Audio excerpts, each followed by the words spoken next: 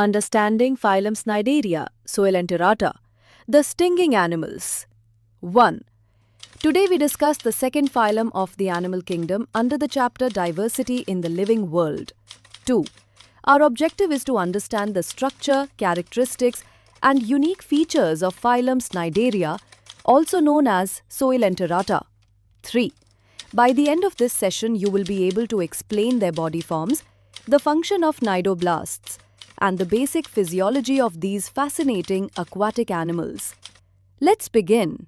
Phylum Cnidaria includes aquatic, mostly marine animals that show tissue-level organization, meaning their cells are organized into tissues.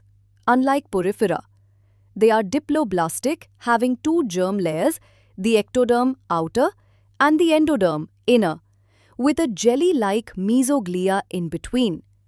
The name Cnidaria comes from cnidoblasts or nematocysts, which are stinging cells used for protection and capturing prey.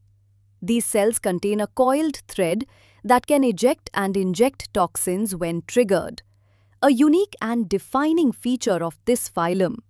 Cnidarians show radial symmetry, meaning their body parts are arranged around a central axis, allowing them to sense the environment from all directions. Their body cavity is called a gastrovascular cavity, with a single opening that functions as both mouth and anus. There are two main body forms in Cnidaria. 1.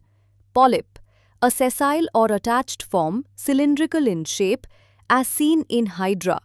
2. Medusa, a free-swimming umbrella-shaped form like Aurelia, jellyfish. Some cnidarians exhibit polymorphism where both forms occur in the life cycle, for example, Obelia. They exhibit alternation of generations, a life cycle alternating between the asexual polyp stage and the sexual medusa stage. Cnidarians have a nerve net, simple muscle fibers, and their digestion is both extracellular and intracellular.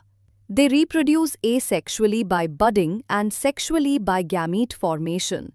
Fertilization is usually external, and development may include a planula larva. Common examples include Hydra, Aurelia, jellyfish, Physalia, Portuguese man-of-war, Adamsia, sea anemone, and Obelia. Today's topic summary. 1. Phylum Cnidaria or Coelenterata includes aquatic animals with tissue-level organization and radial symmetry. 2.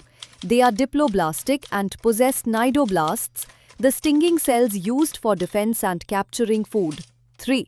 They have two main body forms, polyp and medusa, and may show alternation of generations.